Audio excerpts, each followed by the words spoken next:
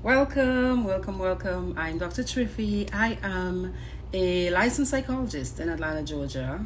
I'm also a clinical hypnotherapist. I like to say that I teach people how to think better so they can feel better and do better. I want to share a few of my thoughts and feelings, I suppose, today on the passing of Kevin Samuels. Now, the reason I'm doing this is because I have watched several of his episodes, I suppose, to the point that I used some of his teaching on Black women and weight to teach one of my Therapy Thursday classes that I call Transforming Trauma. So Kevin Samuels, who is he? He is an influencer. He's a relationship guru. Many people listen to him. I believe he has over 1.5 million subscribers. So that means lots of people find his material worthy enough to listen to talk about, to argue about, and it's made its way very deeply into the African American community.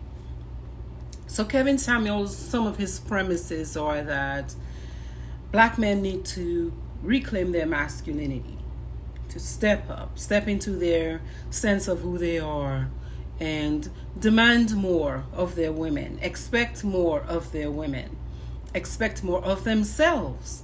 He also, as a result of that request to Black men to step up more and expect more, he has suggested things like African American women, in large part, have become very successful, but also very masculine. And he has also said things to the effect that African American women might not make the best catch, in large measure because many of them are overweight. And in his description, overweight is anything over a size 6 is overweight in his category. Some other things that he has said is that women who are so successful might have difficulty finding men because they put off childbearing and they put off marriage and opt instead for a degree, opt instead to grow a business, opt instead to succeed. And then circle back around, say in their mid-30s, to try to create relationships. Additionally, though, he also talks about women who are over 35 being essentially past their prime, and that they have to be more willing to settle for less than their ideal. Now, that ideal, quote unquote, high value man, as he describes it, is what it seems to him that many African American women are waiting for. And he describes those men as men who are in good physical shape, good health. They make at least $100,000 and look good.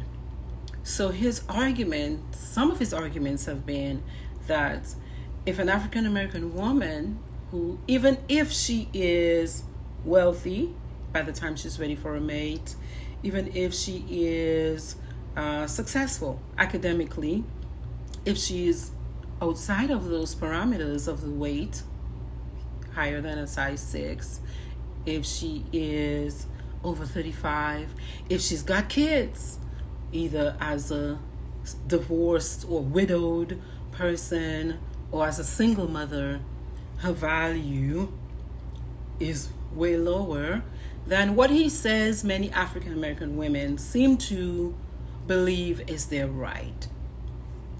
So many people took issue with Kevin Samuels, I believe, not for just what he was saying. I think many people took issue because of how he said what he was saying. I chose to do a teaching on his weight descriptions as a disqualifier for African American women when it comes to relationships. And I suppose I am legally African American, but I am not African American by birth. What I mean by that is I was born in the Caribbean. I was born on the Caribbean island of Dominica and married an African American man. And so became a legal citizen that way. We married, we had kids. Today is actually the anniversary of his death. And I talked about that weight issue because I could hear and feel a lot of pain from the women hearing that kind of, let's call it rhetoric. What I was hearing was, this feels so almost like verbally assaultive. And the tone in which he presented the information felt really painful for many people. Now, as a psychologist, I understand that pain actually can be a wonderful teacher. So perhaps Mr. Samuels, in understanding that, sought to be very harsh and direct to almost shock people's brain into, hey, wake up, get out of the fog, look at this. We have a problem in our community. We must do something about it. I give him that. I also give him his understanding of masculine and feminine energy, which really says that, hey, human beings, we are both masculine and feminine, but that in our cultures and even biologically, women are predisposed biologically to lead from their feminine. And what does that mean? Feminine energy is receptive, patient, vulnerable, and acquiesces to masculine energy. Now remember, a woman is both masculine and feminine. Masculine energy is the drive, is the go, is the propulsion of energy outwards, creating, doing, succeeding, building a business, succeeding in college, getting a degree, even actually raising the kids. So here you have an African American woman who is succeeding because she has learned how to use her masculine energy efficiently. And many African American women have done that. Look at that. We have a Supreme Court justice now who is African American woman. We have a vice president now who has learned to efficiently use her masculine energy to get to that level, to get to the top. I think many women felt hurt. Not that he was saying, hey ladies, listen, many of you, although you are successful financially and academically, you are single and you're complaining that you're lonely, you can't get a man. I don't think that women were feeling hurt or responding emotionally because of that information. I honestly believe it's the manner in which he delivered the information. And again, like I say, you can make a case as a scientist, as somebody who studies the brain, a neuroscientist, to say the brain changes with pain, and so hey, let me shock them into feeling so bad that many of them do something positive about it, which I do think many people have said they have responded in a positive way. But there's also a flip side to that, because the feminine is based in the feeling and the being energy. So words can feel like hot water dropping on a woman's skin when she's in her feminine. And if she hasn't learned to practice the patience piece of her femininity, might be apt to just respond straight up in her feelings. And so I feel and I see and I'm hearing a lot of that.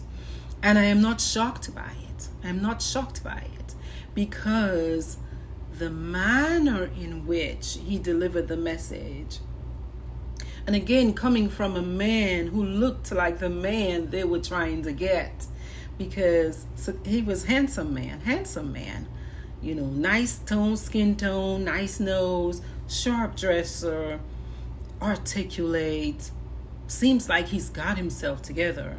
He presents anyway as a high value man. And so a successful black woman is looking for a mate that complements her.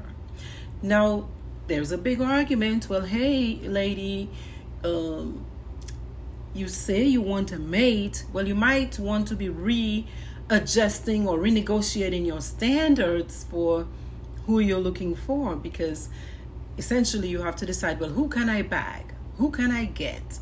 Who can I get to ask me to be their one? Given also the reality that many African American men, the statistics are not great for pickings, for who's available to make a realistic match, a good mate.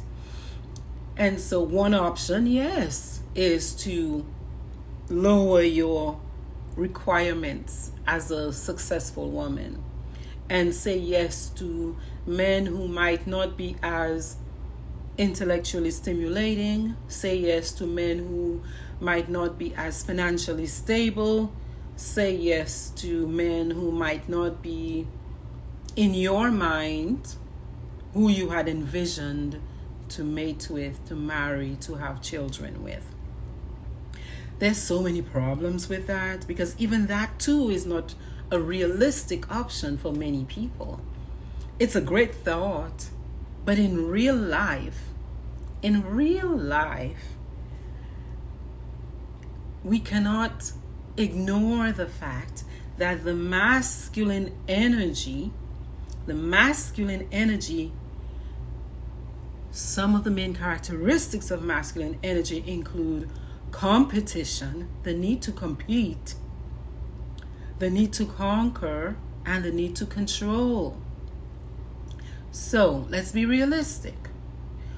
How is that exactly going to work for a very successful woman to say yes to a mate, a masculine mate, who does not make as much as she's making and isn't close to making as much as she's making, when she's been bred in a culture that says your masculine man must provide for you?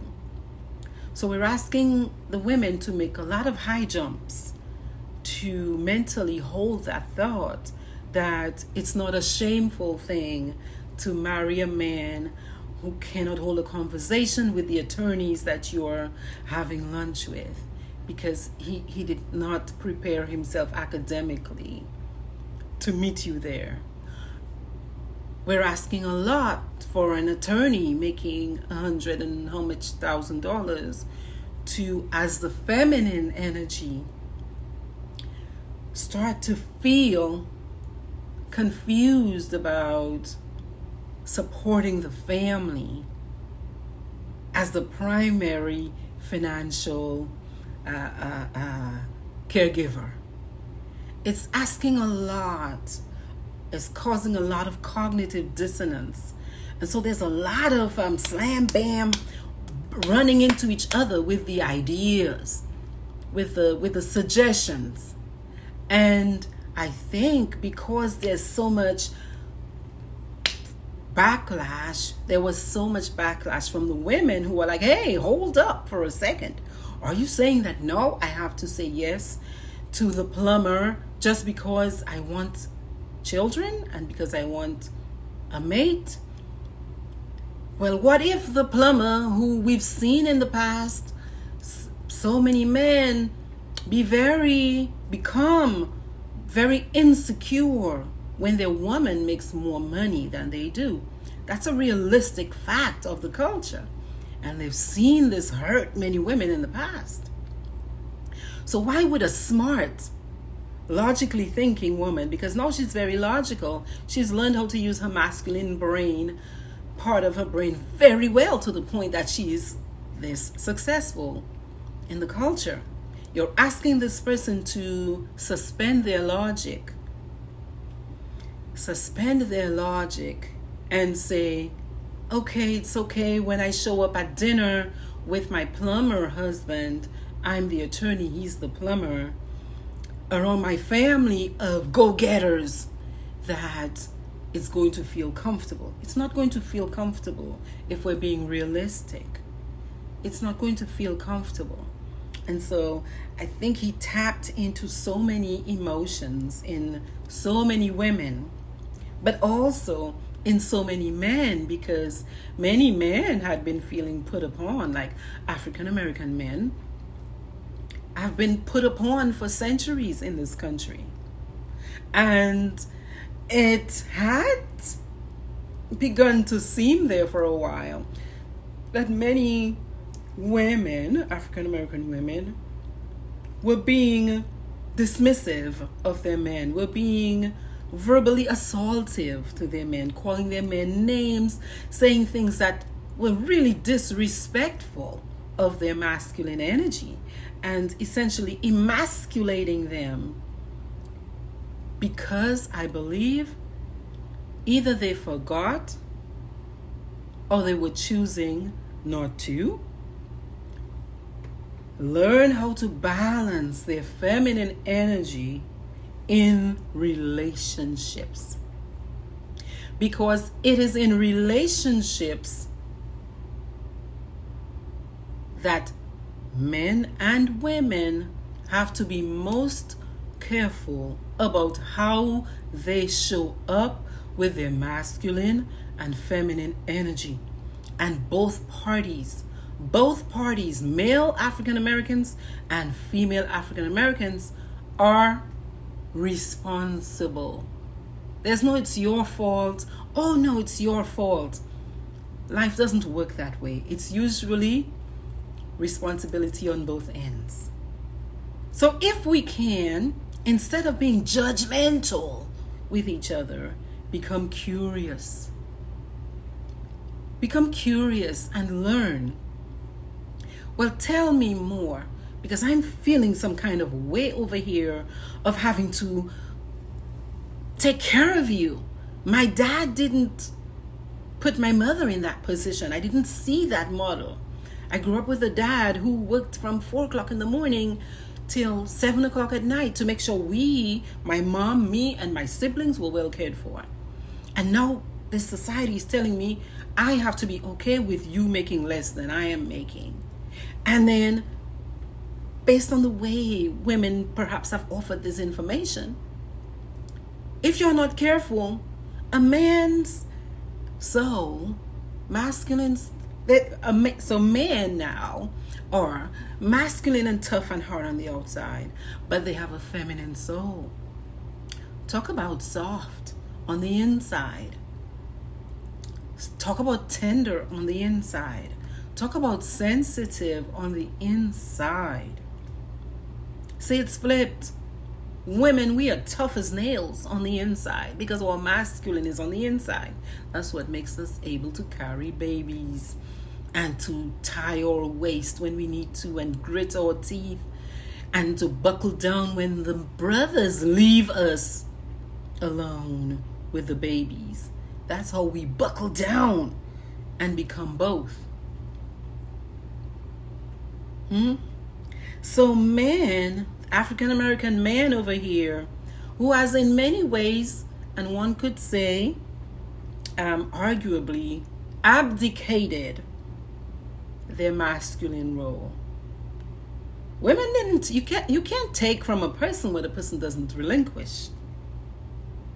So the argument against women that they are emasculating their men, it's not complete, because if I have a crown, you've got to take it from me. But to take it from me, if you are supposedly the weaker vessel, I have to lower myself enough to allow you to say, okay, here you go. So many men have abdicated their roles and their divine masculine that put them in the role of protecting the African American woman, of providing for the African American woman, of nurturing her. And they have left their women wide open, vulnerable, alone. If you have a baby, if you've come to the conclusion that, oh, that's not my baby, I don't want to be a father right now, I don't want to take up the responsibility right now, I'm just out there, I'm having fun, I want to go to the club, I want to do this, I want to do that. When feminine over here is now saddled with baby in house, you are teaching her how to be you, how to tap into her masculine that you have removed from her. So this is not a magical occurrence. This has been decades in the making, where masculine African American men have been slowly abdicating their role as the divine masculine. So to say that it's just, well, the woman is now disrespectful, it had to start somewhere. It had to start somewhere. And we know that's not the root. We know the root was masculine energy leads. But what are you telling the feminine to do when you surrender your role? If she were to buckle down and not tap in and hang in on there for life to her masculine energy, the family would be completely destroyed, obliterated. And so credit must be given to the African American woman. Credit must be given to Big Mama. Credit must be given to Big Mama who held it together. Y'all remember Soul Food? Yeah. Credit must be given. Do you think Big Mama started off being Big Mama and she wanted that role? I don't know many women who like a lot of responsibility. I don't. I do not. If I have strong masculine next to me, I happily, gladly relinquish this job because it's exhausting for feminine. It makes us sick. It makes us sharp and irritable and grumpy and fat. Yeah. The cortisol levels in our bodies explode. It does not feel good. High blood pressure in our bodies. Diabetes. Heart failure from so many wounded and broken hearts who have been left to hold the bag. While I posit many, not all, but many African American men abdicated. There are many reasons for that. Yes, the culture we live in and the society, the amount of pressure that's been put on a black man in America has been soul bending. Soul bending. So I think that's where we need to look and see the reality of what led to a lot of this abdication, or contributed anyway, because in the end, African American man had to at some point make a decision as to whether or not he was going to take the heat with his woman and his family and lean into her for her softness and her support. Because it wasn't always like this. But it takes two to tango. It takes two to tango. I think we could spend a lot of time wasted on Who was the nurse? Was it really the fat bottom woman or a size 6 woman? Hmm? Was he hurt? Was he assassinated? Was he killed? Was it foul play? Hmm? Was it the Red Bull? He was drinking too much Red Bull. Yes, he looked healthy, but he was not really healthy. Was it Viagra? We could focus on all of these distractions and miss the point I think he was trying to offer. But we're human and we're not perfect. We're not perfect, but we're moving towards perfection. So what if instead of, oh, kiki, ha ha ha ha ha, well, he's gone now. And so what? Is this, who does this? Who dances on the grave of a human being?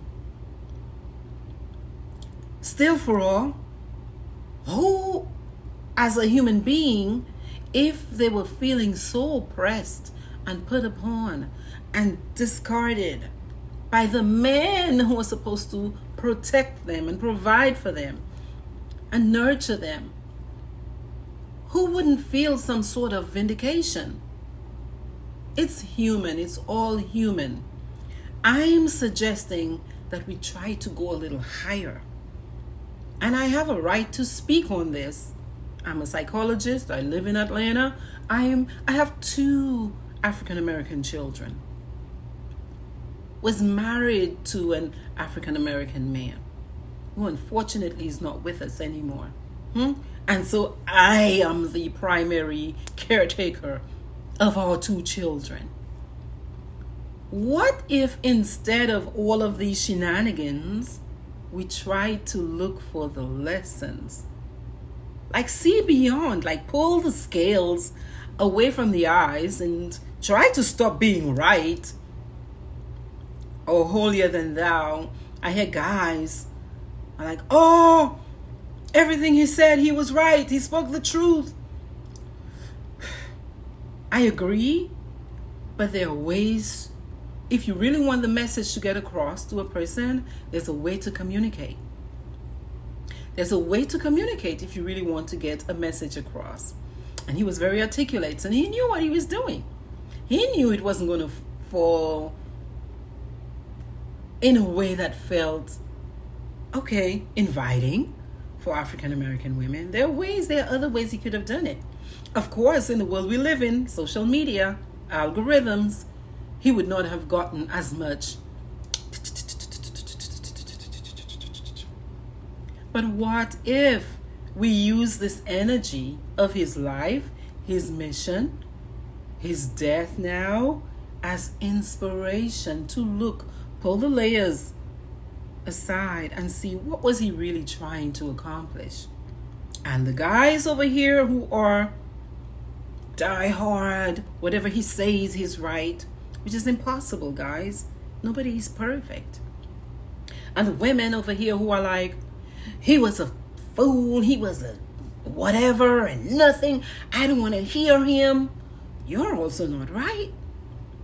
What if together, we acted like adults and said, you know what? The state of the black family is in crisis in America. It's in crisis. And we've got to teach our young ladies, our young men, how to create families that last and that build and that grow. What if we made that choice instead? What if? I'm really hoping that that's where a significant number of people energetically, thoughtfully go. I'm hoping so, because then this man's life, his mission, yes, yes, yes, yes, yes, yes. We as a community are worthy of this. We are worthy of elevating the conversation. We are worthy of having happy, healthy families. We are worthy of having children who grow up in families where they feel good because mama and daddy are feeling good and are protecting, providing, cherishing our mamas, who are respecting and caring for their husbands. That is the highest goal. That is the highest goal. That is the highest goal. And this is all I want to say about Kevin Samuels. This is all I want to say about Kevin Samuels. May his soul rest in peace. Peace to you.